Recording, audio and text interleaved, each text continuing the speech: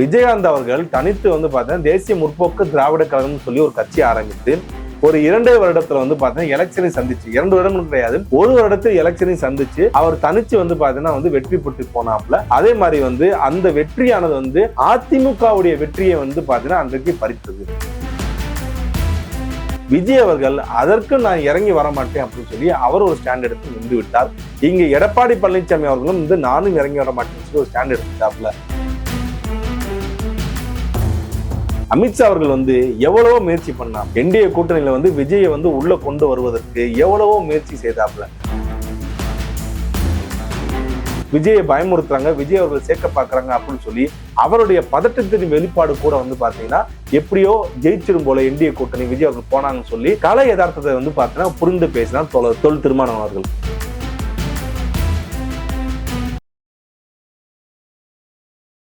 என்னதாங்க நடக்குது? விஜய் அவர்களுடைய அரசியல் வந்து பாத்தீங்கன்னா முன்னுக்கும் பின்னுக்கும் வந்து பாத்தீங்கன்னா போயிட்டு அப்புறம் திருப்பி வர மாதிரியே இருக்குது. என்ன காரணம் அப்படின்றது வந்து பாத்தீங்கன்னா நம்ம இன்னைக்கு வந்து பார்க்க போறோம். அதாவது விஜய் அவர்கள் வந்து என்டிஏ கூட்டணி வரப்போறாருன்னு சொல்லி வந்து நம்ம கிட்டத்தட்ட நம்ம தான் வந்து முத அதை பேசவே ஆரம்பிச்சது. இந்த மாதிரி பவன் கல்யாண வச்சு வந்து பேசிட்டு இருக்காங்க சொன்ன உடனே தான் வந்து அடுத்து மற்ற ஊடகத்திலே வந்து அது பேசும் பொருளா ஆச்சு. நம்ம முதல்ல ஆரம்பிச்சு வச்சோம்.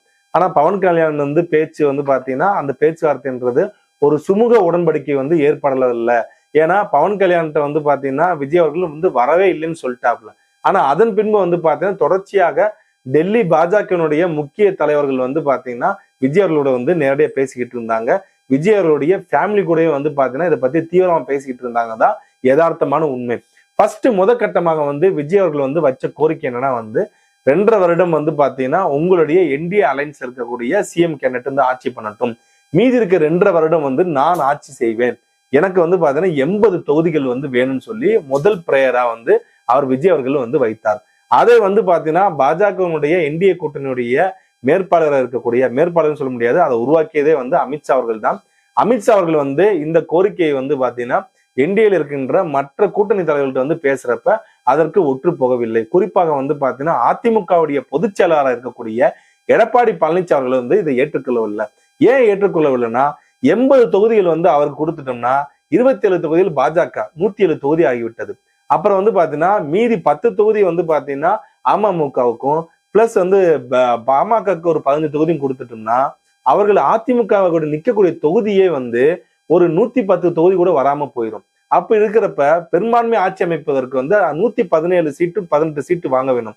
அப்ப அந்த சீட்டு கூட வந்து பாத்தீங்கன்னா அப்ப அதிமுகன்றது டோட்டலா அவுட் ஆயிரும், எங்க வந்து தொண்டர்கள் ஏத்துக்க மாட்டாங்க அப்படின்னு சொல்லி அவரும் ஏத்துக்கல, ஒதுக்கிட்டாங்க. அப்புறம் 2ஆம் கட்ட பேச்சுவார்த்தை வந்து பாத்தீங்கன்னா நடக்குது. 2வது பேச்சுவார்த்தை என்ன நடக்குதுன்னா விஜய் அவர்கள் இதை வந்து இறங்கி வரப்ப என்ன ஆகுதுன்னா 60 தொகுதியும், அதாவது அவர் கேட்டது எவ்வளவுன்னா வந்து 60 தொகுதி எனக்கு கொடுங்க, பிளஸ் வந்து பாத்தீங்கன்னா எனக்கு துணை முதல்வர் பதவி கொடுங்க அப்படின்ற மாதிரி விஜய் அவர்கள் அடுத்த ரெக்வெஸ்ட் வந்து வைக்கிறாப்புல. அந்த ரெக்வெஸ்ட்டுக்கு வந்து பாத்தீங்கன்னா இங்க இருந்த எடப்பாடி பழனிசாமி அவர்கள், அதாவது அதிமுகவுடைய பொதுச் செயலாளர் இருக்கக்கூடிய எடப்பாடி பழனிசாமி அவர்கள் அதை ஏற்றுக்கொள்ளவில்லை.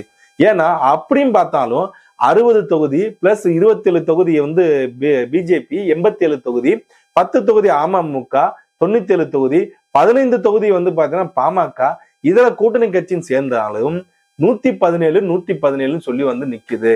இதுவும் என்னால முடியாதுன்னு சொல்றப்ப விஜய் அவர்கள் அதற்கு நான் இறங்கி வர மாட்டேன் அப்படின்னு சொல்லி அவர் ஒரு ஸ்டாண்ட் எடுத்து நின்று விட்டார். இங்க எடப்பாடி பழனிசாமி அவர்களும் வந்து நானும் இறங்கி வர மாட்டேன்னு சொல்லி ஒரு ஸ்டாண்ட் எடுத்துட்டாப்ல. அமித்ஷா அவர்கள் வந்து எவ்வளவோ முயற்சி பண்ணாப்ல. என்டிஏ கூட்டணியில வந்து விஜயை வந்து உள்ள கொண்டு வருவதற்கு எவ்வளவோ முயற்சி செய்தாப்ல.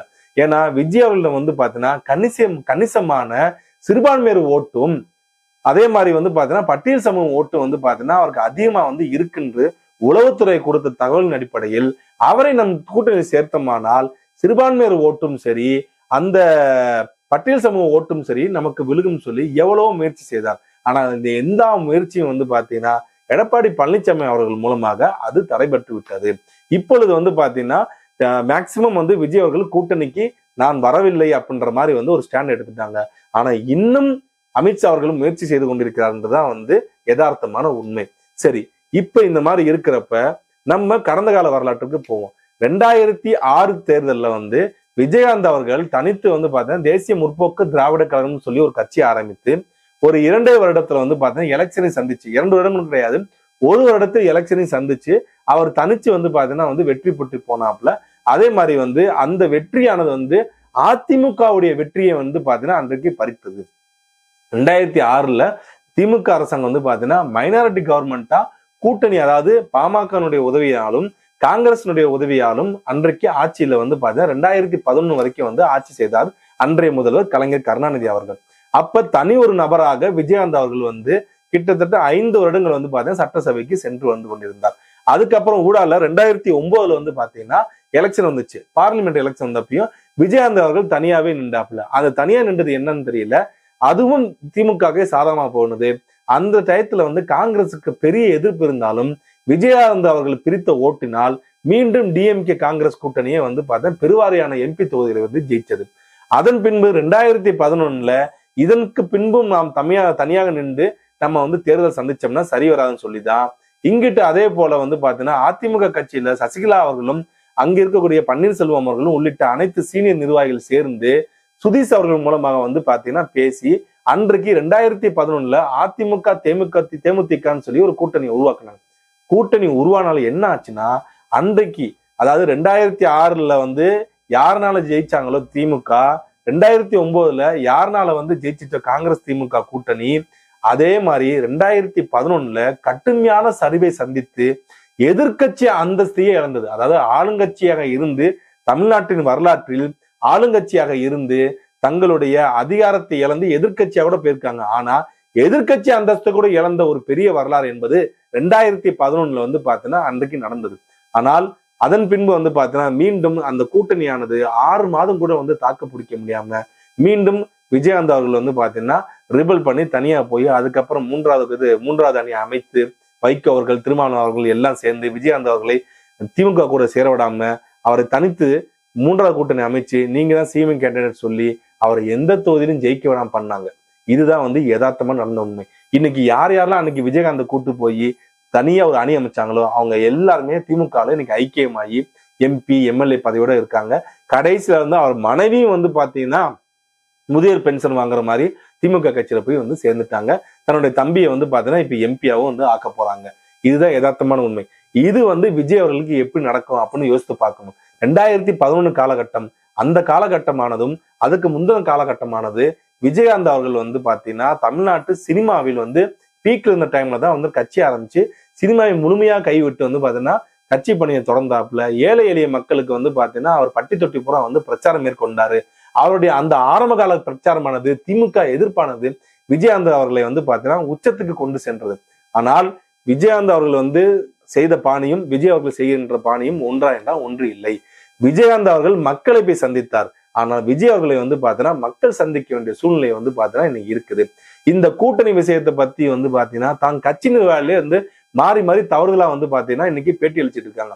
ஆதவர்ஜனா என்ன சொல்றாப்புல, எங்களுக்கு இவ்வளவு பணம் வந்து தரேன்னு சொன்னாங்க, எங்களுக்கு இந்த பதவி தரேன்னு சொன்னாங்க, நாங்க அதை புறந்தள்ளி விட்டு வந்துட்டோம் அப்படின்னு சொல்லி வந்து பாத்தீங்கன்னா கூட்டணி பேச்சுவார்த்தை நடந்தது உண்மை, இந்த குதிரைக்குள்ள எங்க அப்பையும் இல்லை அப்படின்னு சொல்லி வந்து உண்மைன்னு சொல்லி ஆதவர்ஜனாவோட பேச்சு அப்படி இருக்கு. ஆனா சிடி நிர்மல்குமார் வந்து பாத்தீங்கன்னா அப்படிலாம் எந்த பேச்சுவார்த்தையும் நடக்கவே இல்லைங்க, நீங்க வந்து பாத்தீங்கன்னா ஊடகங்க தான் அதை பெருசுபடுத்துன்னு சொல்லி இவர் இப்படி சொல்றாப்புல. அப்ப சிடி நிர்மல்குமார் சொன்னது உண்மையா இல்ல ஆதவர்ஜனா சொல்றது உண்மையா? இதுவே வந்து கட்சி நிர்வாகிகளுக்குள்ள வந்து பாத்தீங்கன்னா சலசலப்பு ஏற்படுகிறது. இதே மாதிரி நம்ம இட்டுன்னு கூட்டு வர அண்ணனா இருக்கக்கூடிய புசி ஆனந்த் அவர்கள் வந்து பாத்தீங்கன்னா இதை பத்தி எதுவுமே பேசாம கடந்து போயிட்டே இருக்காப்புல. ஆனா விஜய் அவர்களுக்கு அடுத்து வந்து பாத்தீங்கன்னா கட்சியில அவர் தான் இருந்தாப்புல. ஆனா விஜய் அவர்களுக்கு அப்புறம் வந்து பாத்தீங்கன்னா இப்ப ஆதவர்ஜனா தான் விஜய் அவர்கள் இயக்குற மாதிரி வந்து போய் கொண்டிருக்கிறது. ஆக இந்த தேர்தல்ல அவங்க தனிச்சு நின்று ஜெயிக்க முடியுமா, எத்தனை சீட்டு ஜெயிப்பாங்க அப்படின்றது வந்து பாத்தீங்கன்னா காலம்தான் பதில் சொல்லும். இருந்தாலும் நம்ம ஒரு கெஸ் பண்ணலாம். விஜயகாந்த் அவர்கள் வந்து 2006 எப்படி ஜெயிச்சாரோ அதே போல வந்து பாத்தீங்கன்னா விஜய் அவர்கள் வந்து இந்த தேர்தலை வந்து ஜெயிப்பாரு என்பதற்கு வந்து பாத்தீங்கன்னா கண்டிப்பாக வாய்ப்புகள் இருக்கு. ஆனால் அவருடைய கட்சி நிர்வாகிகளான ஆதவர்ஜனா அவர்களும் சிடி நிர்மல்குமார் அவர்களும் இல்ல மற்ற நிர்வாகிகள் வந்து பாத்தீங்கன்னா வெற்றி பெற்று ஸ்டார் கேண்டிடேட்டா வந்து நின்று வெற்றி பெற்று சட்டசபைக்குள்ள விஜய் அவர்கள் 20-30 எம்எல்ஏயோட போவாங்கன்றது வந்து பாத்தீங்கன்னா காலம்தான் பதில் சொல்லும். ஆனால் சாத்தியக்கூறுகள் இவர் கூட்டணி வைத்திருந்தால் நிச்சயமா வந்து பாத்தீங்கன்னா ஒரு எதிர்கட்சின்ற அந்தஸ்து வந்திருப்பாப்புல. கிட்டத்தட்ட திருமாவளவன் அவர்கள் வந்து பாத்தீங்கன்னா விஜயை பயமுறுத்துறாங்க, விஜய் அவர்கள் சேர்க்க பாக்குறாங்க அப்படின்னு சொல்லி அவருடைய பதட்டத்தின் வெளிப்பாடு கூட வந்து பாத்தீங்கன்னா எப்படியோ ஜெயிச்சிடும் போல என்டிஏ கூட்டணி விஜய் அவர்கள் போனாங்கன்னு சொல்லி கலை யதார்த்தத்தை வந்து பாத்தீங்கன்னா புரிந்து பேசினார் தொல் திருமாவளவன் அவர்கள். ஆக விஜய் அவர்களுடைய இந்த கூட்டணி பேச்சுவார்த்தை இன்றும், அதாவது மழை நின்றும் தூவானம் நிக்காதுன்னு சொல்ற மாதிரி வந்து இன்றும் பேச்சுவார்த்தை போய்கொண்டுதான் இருக்கிறது.